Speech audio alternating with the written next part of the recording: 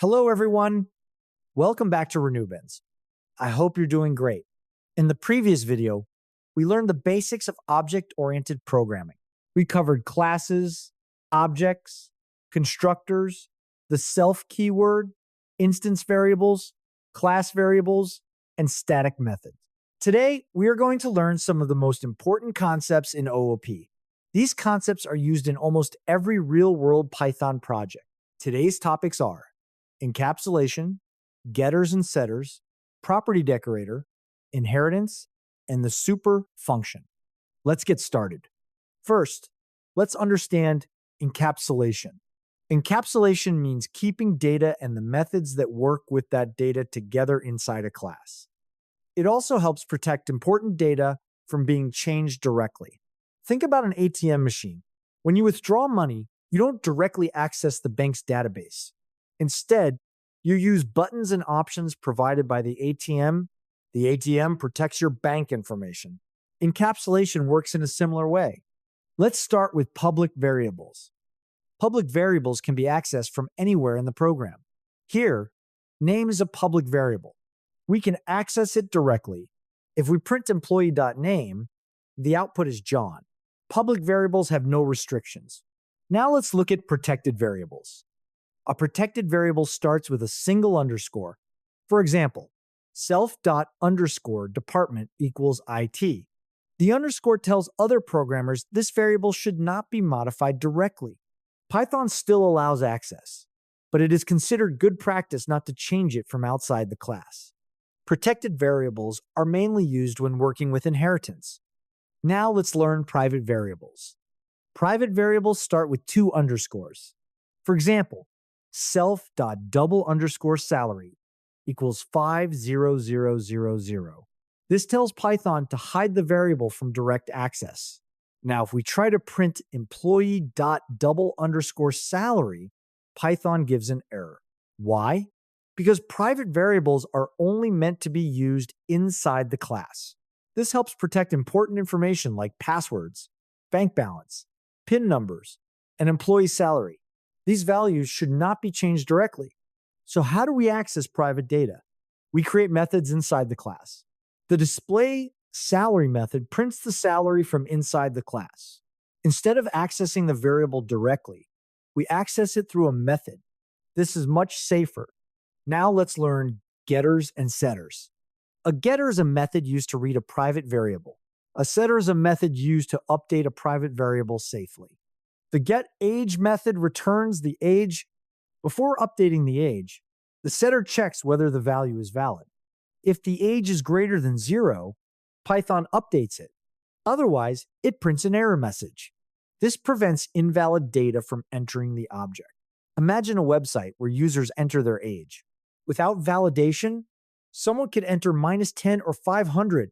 Using setters, we can prevent incorrect values. Python gives us an easier way to use getters and setters. This is called the property decorator. The @property decorator creates a getter. Now we can access the value like this: product.price. Notice, we don't write parentheses. It looks like a normal variable.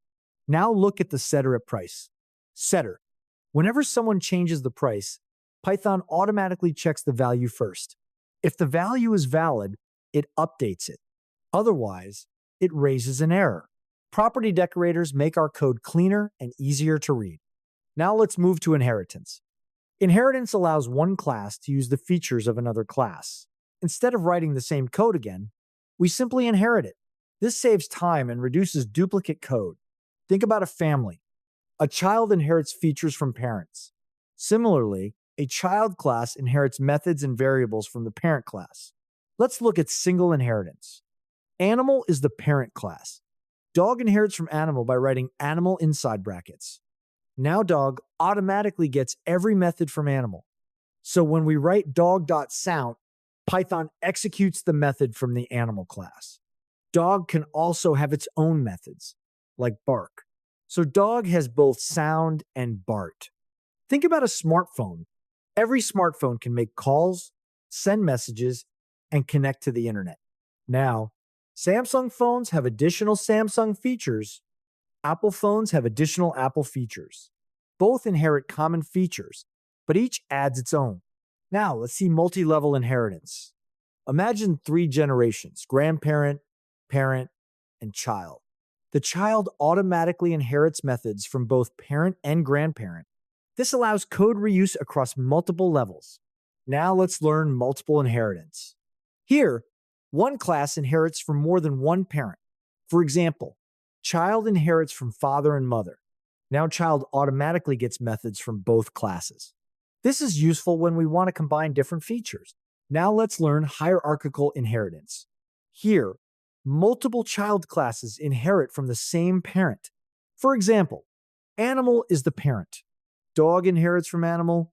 Cat also inherits from animal. Both dog and cat share the common methods from animal, but each can also have its own methods. Hybrid inheritance is a combination of different inheritance types. For example, it may combine single inheritance and multiple inheritance. Hybrid inheritance is mainly used in large applications. For beginners, just remember that it combines more than one inheritance type. Now let's learn the soup function. Sometimes, the child class wants to use the constructor or methods of the parent class. Instead of writing the parent class name, Python provides the soup function soup.init. Name calls the constructor of the parent class. Now, the parent initializes the name, while the child initializes the course. This avoids writing duplicate code. Imagine building a student class. Every person has a name. Instead of writing the name code again, student simply calls the person constructor using soup.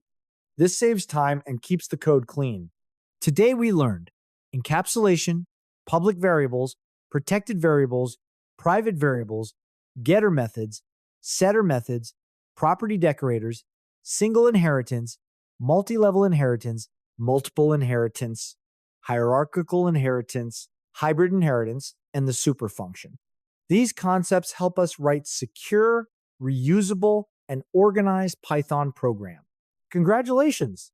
You have completed part 2 of the Python OOP course. In the next video, we will learn polymorphism, method overriding, duck typing, operator overloading, abstraction, magic methods, composition, aggregation, exception handling, and file handling. These topics will help you build more advanced and professional Python applications. If you enjoyed this video, please like, share, and subscribe to Renubenz. Thank you for watching. I'll see you in part 3. Happy coding!